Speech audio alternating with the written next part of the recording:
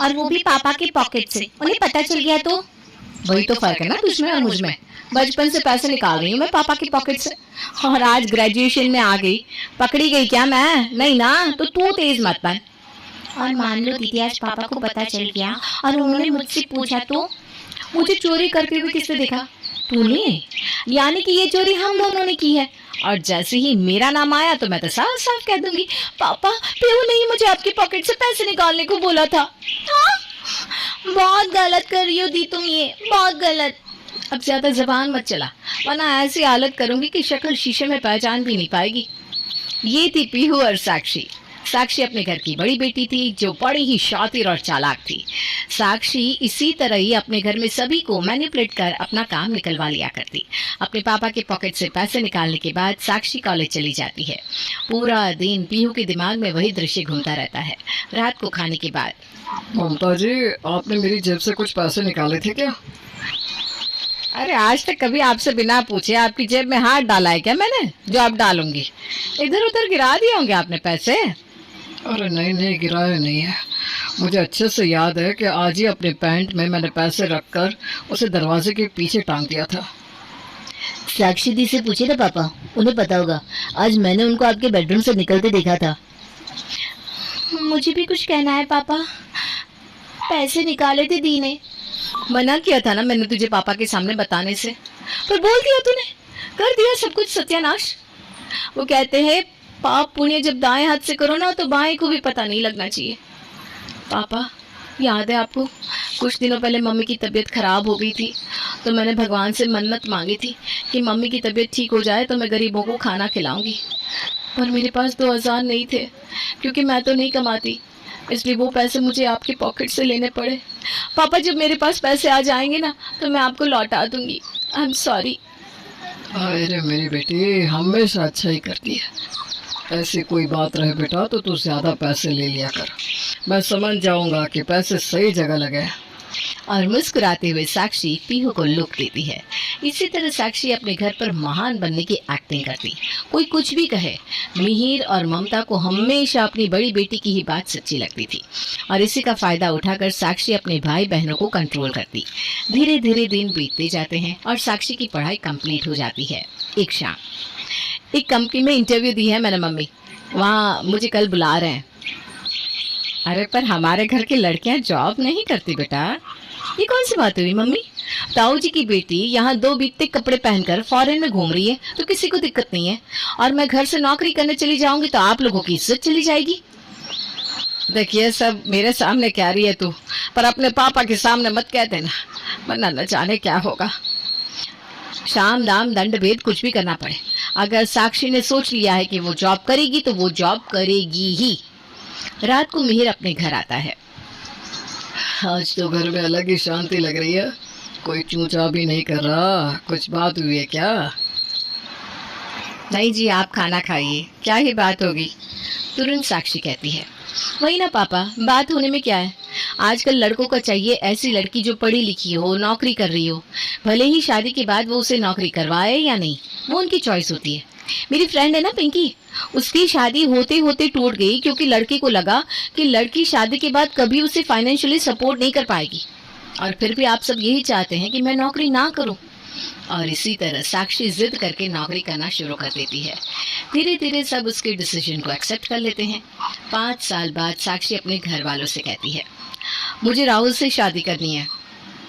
एक बहुत अच्छे लड़के का रिश्ता आया है बेटा, इंजीनियर है, उसे देख लो, फिर ये प्यार का भूत उतर जाएगा। साक्षी जैसे ही उस लड़की का बायोडेटा देखती है मन ही मन सोच लेती है, राहुल तो भूखा नंगा है इस लड़की के सामने। बाहर जाकर रोकर तमाशा कर देती हूँ, पापा की मर्जी ही एक्सेप्ट कर लूँगी, उनकी इज्जत जाने नहीं दूंगी मैं, चाहे मुझे अपने प्यार को ही क्यों ना छोड़ना पड़े। और सबकी सिंपैथी ले लूँगी। पहले राहुल को तो कॉल करके बोल दूँ, पापा मान नहीं रहे। इस तरह फिर सभी के सामने अच्छा बनकर साक्षी शादी के लिए राजी हो जाती है और सुमित से शादी कर साक्षी विदा हो जाती है। शादी के बाद भी साक्षी एक नज़र अपने मायके पर रखती तो एक ससुराल पर।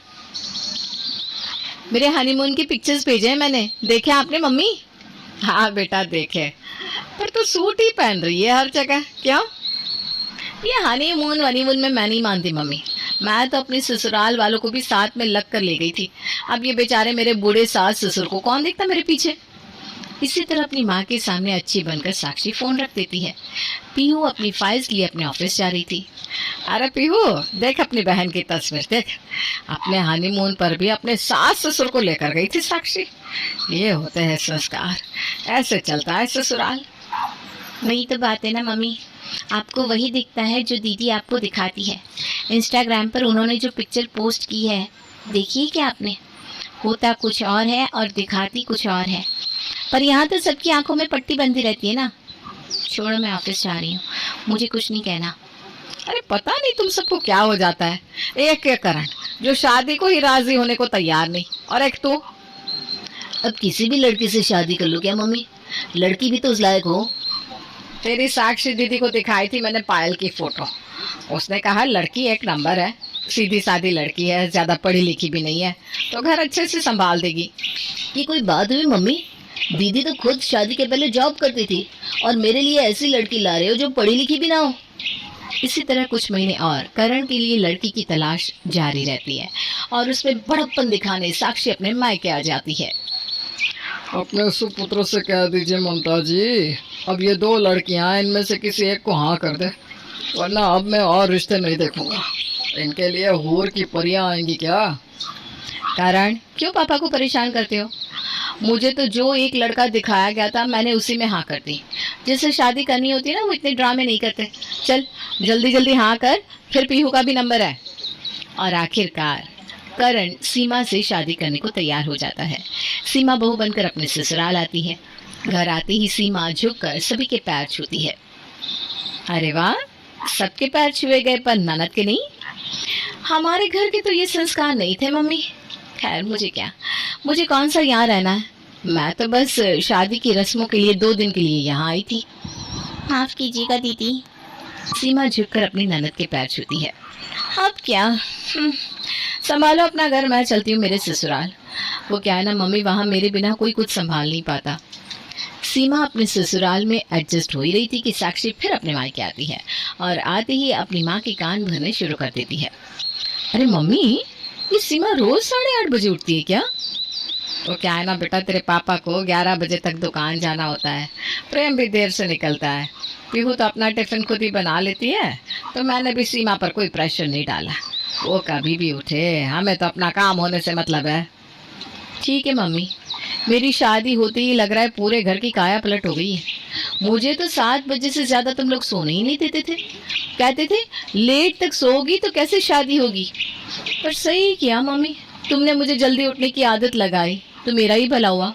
मेरे ससुराल में तो लोग 6 बजे तक उठकर नाश्ते के लिए भी बैठ जाते हैं। कुछ देर बाद सभी नहा धोकर तैयार होते हैं। रसोई से बाहर सीमा ट्राउज़र और टी-शर्ट में आती है और सभी को खाना परोसती है। ट्राउज़र्स में अपनी भाभी को देखकर साक्षी बोल पड़ती है। भाभी को अपनी शर्ट और ट्राउज़र पहनने को अलाउ कर दिया?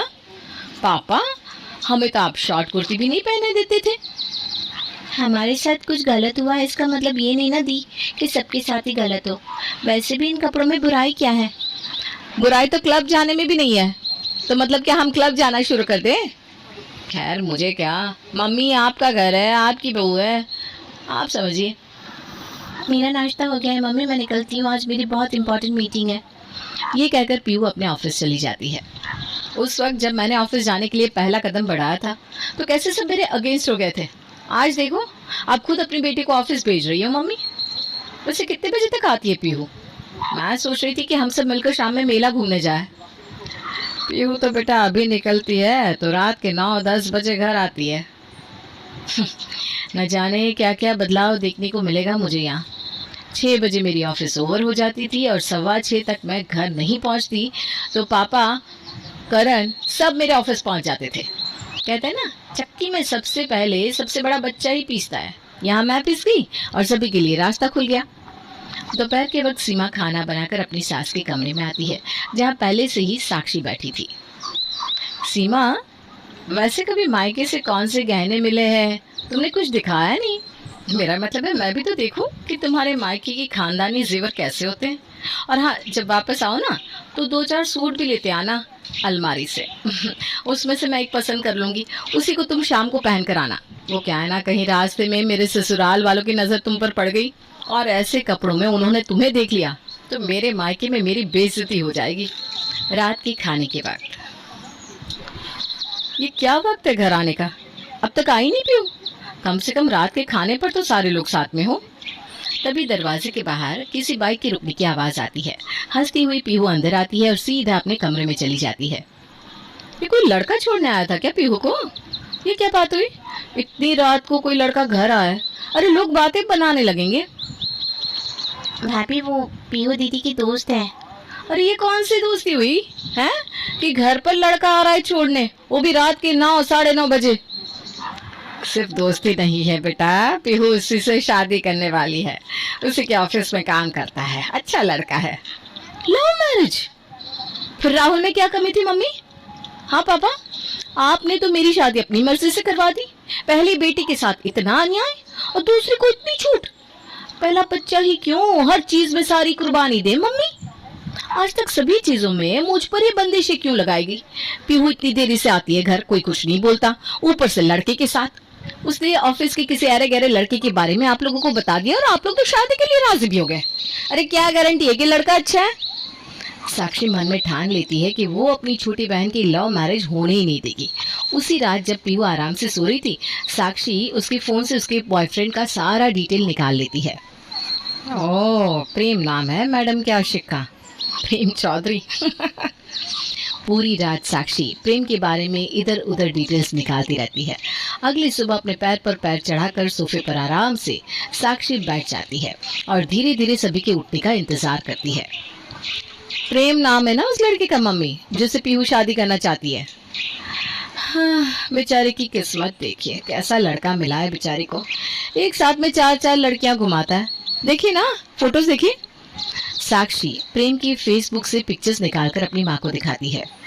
हे भगवान, सही कहा बेटा तूने, हर बार किसी अलग लड़की के साथ फोटो। छी छी छी छी। ऐसा करके साक्षी अपनी माँ को प्रेम के खिलाफ भड़काने में कामयाब हो जाती है। 2 घंटे बाद तैयार होकर पीहू अपने कमरे से निकलती है। उसे देखते ही ममता कहती है, ऑफिस काम करने के लिए मैंने भेजा था तुझे, या नैन मटक्का करने के लिए? उसी लड़के से मिलने जा रही है ना तू? कोई जरूरत नहीं है जाने की। ये सब क्या बोल रही हैं मम्मी आप? अरे जो लड़का 10-10 लड़कियों का है, वैसे लड़के से शादी करनी है तुझे? देख इन फोटो को। मम्मी ये फोटोज तो प्रेम की फ्रेंड है। ये बच्चे ना मम्मी समझते ही नहीं है। मम्मी ने आज तक तुझे कुछ करने से मना किया है क्या पीहू? जो कह रही है तुम्हारे अच्छे के लिए कह रही है ना। नहीं मम्मी, इसमें ना पीहू की भी गलती नहीं है, उस लड़के ने ही ये सब इसके दिमाग में भरा होगा। ये सुनते ही पीहू का खून खौल जाता है और वो दहाड़ती हुई कहती है, चुप, एकदम चुप। बचपन से हमारी खुशियाँ खाकर पेट नहीं भरा क्या तुम्हारा दी कि हमारे घर की शांति खाने आ गई? अपने दिनों में क्या नहीं किया तुमने? सारी अय्याशियाँ तो करके बैठी हो और मेरे वक्त में सिद्धांतों की देवी बन रही हो। मेरी जुबान मत खुलवाओ। अरे ये सब क्या बकवास कर रही है तू? बकवास नहीं कर रही हूँ साक्षी। वाह, देखा मम्मी, बस अय्याश की जुबान बोलने लगी है तुम्हारी बेटी। दी कहने के तो लायक तुम हो ही नहीं। तुम जैसी ननदें होती है जिसके कारण परेशान होकर बहुएं घर छोड़कर चली जाती हैं और बदनाम होती हैं बहुएं कि अरे भाई कैसी बहू आई कि उससे अपनी 2 दिन की आई ननद भी बर्दाश्त नहीं हुई। कोई ये नहीं देखता कि उन 2 दिनों में उस ननद ने 200 टन जितना जहर घोल दिया है मायके वालों के कान में। 24 घंटे तुम्हें सीमा भाभी के लाइफ में उंगली करनी है। अरे भाई वो इस घर की बहू है, तुम विदा हो चुकी हो, तो अब तुम यहाँ दादागिरी करना छोड़ दो और अपनी आंखों के सामने से पर्दा हटाइए मम्मी। घर के हॉल से आ रही आवाजों को सुनकर सभी वहां इकट्ठे हो जाते हैं। पीहू को आवाज उठाता देख करण को भी हिम्मत आती है। मम्मी को कुछ बोलकर फायदा नहीं दी, क्योंकि उनको तो कभी साक्षी दी बुरी लगेगी ही नहीं। 2 रूप जो लेकर चलती है ये। आज तक जब भी हुआ दीदी ने मेरा फायदा उठाया और अब सीमा को भी जीने नहीं देती। हाँ मम्मी जी, आपको मैंने अपनी माँ जैसा माना क्योंकि आपने मुझे कभी पराया महसूस नहीं करवाया। पर दीदी एक मौका नहीं छोड़ती मेरी जिल्लत करने का। आज तो मैंने सोच लिया था कि मैं अपने मायके ही चली जाऊंगी, पर शायद भगवान ऐसा नहीं चाहते थे, इसलिए पीहू दीदी के रूप में उन्होंने ये सारी बातें उनके मुंह से उगलवा दी। ये सब क्या बोल रहे हो तुम सब? वही जिस पर आप सब और मम्मी कभी भरोसा नहीं करेंगे। बचपन से ही साक्षी दीदी ने अपनी मर्जी की जिंदगी जी, जो करना चाहा, यहाँ तक कि जीजू से शादी भी उन्होंने अपने फायदे के लिए की। मेरे और करण भैया के बारे में तो किसी ने नहीं सोचा। आप दोनों ने तो हमें दीदी के भरोसे छोड़ दिया, जिसके लिए हम दोनों बोझ के अलावा कुछ भी नहीं थे। हाँ मम्मी, पीहू सच कह रही है। और जिस प्रेम के खिलाफ दीदी तुम्हारे कान भर रही है, उस प्रेम ने मेरे बिजनेस के लॉस के वक्त मुझे 20 लाख रुपए देकर मेरी मदद की और एक बार भी उन पैसों को वापस नहीं मांगा। सभी को अपने खिलाफ देखकर साक्षी गुस्से से आग बबूला हो जाती है। अब आप मुझे मत रोकिएगा मम्मी, इन दोनों की अकल तो मैं अभी ठिकाने लगाती हूँ। जरूरत भी मत करना मेरे सामने मेरे बेटे, बहू या मेरी बेटी को कुछ भी कहने की, समझी? बांध अपना सामान और निकल अपने ससुराल। इन तीनों के जीवन में क्या होगा क्या नहीं, वो देखने के लिए इनके माँ बाप जिंदा है। मम्मी भी बातों में आ गई। पापा आप मेरी बात सुनिए। सुनूंगा तो नहीं, पर अगर बोलने पर आ जाऊंगा तो ये बाप बेटी का जो रिश्ता जरा सा बचा है ना, वो भी टूट जाएगा साक्षी। इसलिए तू अपने ससुराल जा और हमें माफ कर। और साक्षी का सारा षड्यंत्र यहीं समाप्त हो जाता है। सीमा अपने ससुराल आई अपनी ननद को ऐसा विदा करती है कि हमेशा हमेशा के लिए उसकी दादागिरी से मुक्त हो जाती है।